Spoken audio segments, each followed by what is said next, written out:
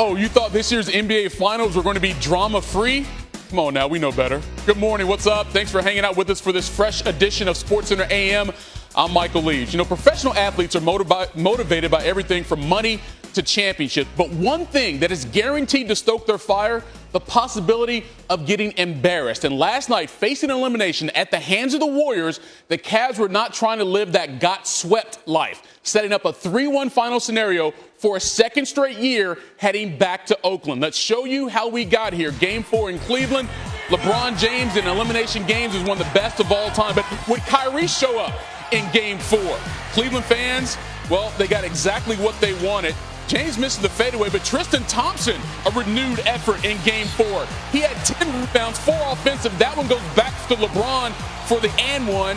Cavs set an NBA record with 49 points in the first quarter. And here's the deal. They were not done breaking records Friday night. They're up 15 here. Irving off the handoff. The three, he was 7 of 12 from three-point range. Degree of difficulty off the charts. They set a finals record with 13 threes in the first half. Jump ahead, a little minute to play before we get to the half. Cavs up 19, Kyrie. One of the best finishers at the rim ever.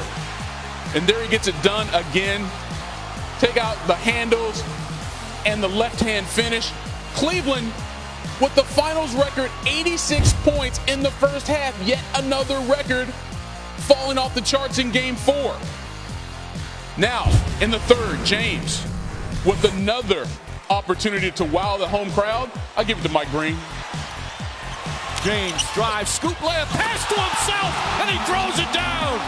He went up in the air and had nowhere to go. James with 27 points, 9 assists, 7 rebounds entering the fourth quarter. But it's that play that people are going to remember. Even Steve Kerr was like, all right, man, that was kind of impressive. And then from there, it was all Kyrie. LeBron to Kyrie's got Klay Thompson on him, looking at the competition like not a challenge. Left-hand floater. Kyrie with 40 points. That was a game high. I mean, he was just playing dudes like it was a game of Xbox. And then icing on the cake, Irving pulling up from 3. Ball game. Here's James on what was overheard before the game, leading to this motivated effort. I didn't hear it, but some of the other guys heard it and told me that, you know, that they wanted to, they wanted to celebrate on our floor once again, and you know, they wanted to spray champagne in our locker rooms, and you know, I think it came from Draymond, which is okay. That's Dre, anyways. King James and Kyrie go for 71. James with another triple-double. Third time in an NBA Finals that he's had a triple-double when facing elimination. Cavs win it in a blowout. Now, the Cavs set so many Finals records in Game 4, we had to have our research staff do a homework assignment overnight.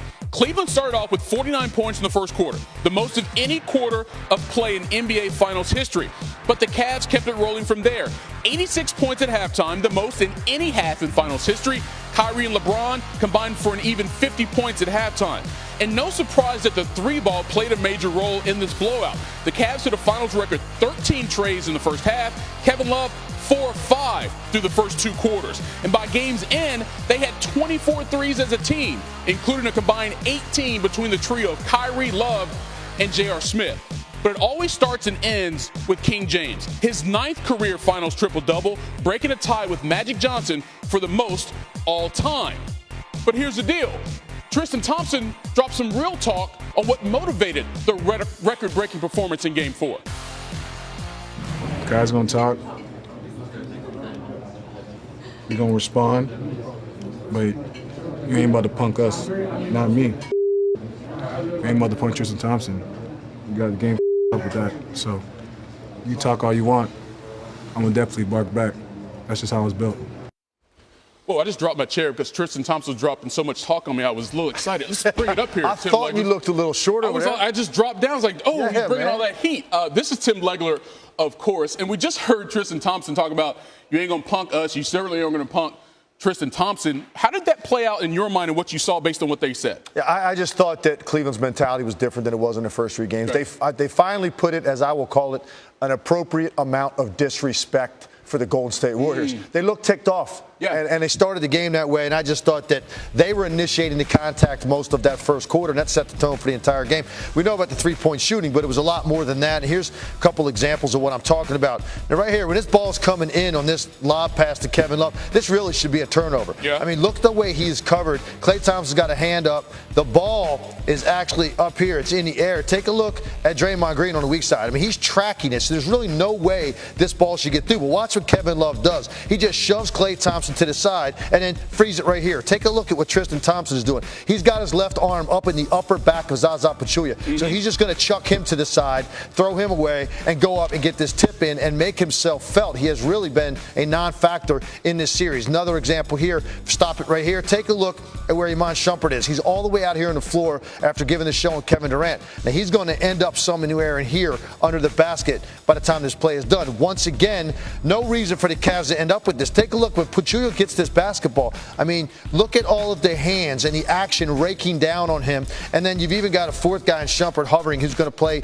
into this in a second. They knock it out of his hands, and here's what I love. Ball goes to the ground. You got basically three guys in the middle of this scrum trying to come up with this basketball, and then Shumpert is eyeing it as well. He's going to jump in here in a second when the thing squirts loose. And then the end of this, I love. Once they end up with the basketball, freeze it right there. Take a look at the reaction of the Cavs bench. They were just much more emotionally engaged in this game than they have been to this point. What took so long, though, Legs? I mean, if you're the Cavs fans, you're like, look, this is how we're supposed to play, but we're going to wait till we're almost getting swept to play like this? Yeah, I don't know why they didn't resort to some of the tactics they employed last year to turn the series around. Exactly. Because that's really what happened. And there was more I could show you about what they did to Steph Curry last night and how physical they were with him. They clearly targeted him. No free catches, no space. We're going to deny you, overplay you. 10 of his 11 field goals were three-point attempts. Yeah. He got nothing inside whatsoever. I think they believe by playing him physically the way they did a year ago when they turned the series around, at least maybe they could target one of those guys to take them out. And they did it last night at least. And obviously with the shot making that went on the other end of the floor as well, it was too much for Golden State to overcome. But I agree with you. I thought it was going to look a lot more like this starting game one. Now they finally engaged. Let's see now what Golden State's response is going to be when they get back home. I think it's a good idea. I think later in sports, we're going to take a look at some of the stuff they did to Steph Curry. That's called producing from the chair. It's a TV term, but we allow Tim Legler to do it. I do want to get your take, though, Tim, on what we saw from Draymond Green last night. Maybe the most emotional player we have in the NBA right now. We'll see how it played out last night because he's always being that guy who gets the team fired up, and it started here. Looked like he hit Iman Shumpert pretty good in the face. He did. I mean, look, to be honest about it, he was having his wrist grabbed as that ball was coming toward him. Shumpert was grabbing onto his arm, and then he obviously overreacts to get him off of him and it clocks him in the head.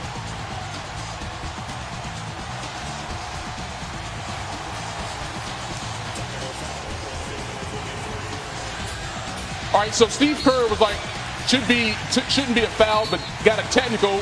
The question was it on Draymond or Steve Kerr? Because now Draymond gets another one. Steve Kerr thinks he's gone. What did they call? Are you out? You're going out, second technical. And there was a lot of confusion because it was announced in the arena that it was a second technical foul on Draymond Green. In fact, the Cavs even played the song Hit the Road Jack by Ray Charles because they thought he was gone. Can we get some clarification here? I've checked with the men at the official scorers table, and they all agreed as a unit that they were told by the officials that that first half technical was in fact on Draymond Green. That's why it was marked that way in the scorers table. It wasn't until that last incident where there was the stoppage at play where the officials went to the scorers and said, no, that first half technical was actually on Steve Kerr. I thought they called it on Draymond. I thought I deserved it. Ain't no tech gonna stop me from being me, and I mean, at least if I'm gonna get them, I think I should let me earn them. You know, let me get my money's worth if I'm gonna get some techs. Well, I don't think Draymond ever thinks he should be called for a foul, but nonetheless, he stays in the game, and then the crowd started giving it to him.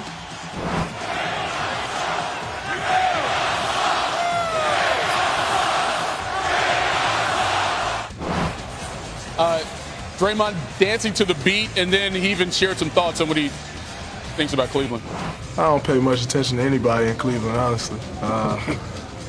don't seem to be the sharpest people around, so. Okay, nice dig as you're heading out of town. 16 points, 14 rebounds, 3 assists for Green, but he's got 4 technicals so far this postseason. Not as many as he had last year, but nonetheless, Draymond being Draymond. And he says, ain't no tech going to stop me from being Draymond. Yeah, look, we know how emotional he is. Last night, he was talking so much. I made a joke last night. He made Kevin Garnett look like a Tibetan monk. Ooh. I mean, even Gary Payton was watching that like, man, he is really talking tonight. Look, I understand it fuels him, it fuels their team. They need some of that. They need that element to their team. Mm-hmm. But there are times when it just gets to be too much for too long. Mike Brown checked him last night. The assistant coach for the Warriors checked him one time. Once he thought he was ejected, Mike Brown got right in his chest because if you remember what happened a year ago with the suspension, and now we've even run a feature on it where he's saying, I was so remorseful and I felt so terrible and I apologized to my teammates. And everybody said, yeah, we forgave him. Well, you can't come back the next year and get ejected in the finals. Exactly. And I think what the confusion was on that first tee, by the way, it was just very ambiguous when the official made the technical indication. Normally, they will point in one direction or another. There was no point. He just did the tech, walk back, conferred with the other officials. Yeah. So really, it was ambiguous. Who was it on? I guess at the table, they thought it was certainly on Draymond Green. So he was lucky to dodge one right there. But again, it would have been a major distraction if he gets thrown out of that game based on what he did a year ago. And now that's all we're going to be talking about for 48 hours. So, look, he made the comments about the Cleveland fans. Better make sure it doesn't come back for Game 6. Exactly. So now you need to really step up in Game 5 and bring it. You know he's going to bring the energy, but he's also got to bring the performance because they need him also to be a dominant defender, playmaker, all of the things he normally brings. Tim Legler always brings it here on SportsCenter so much, we're going to keep him around all morning long. You got a few more hours here.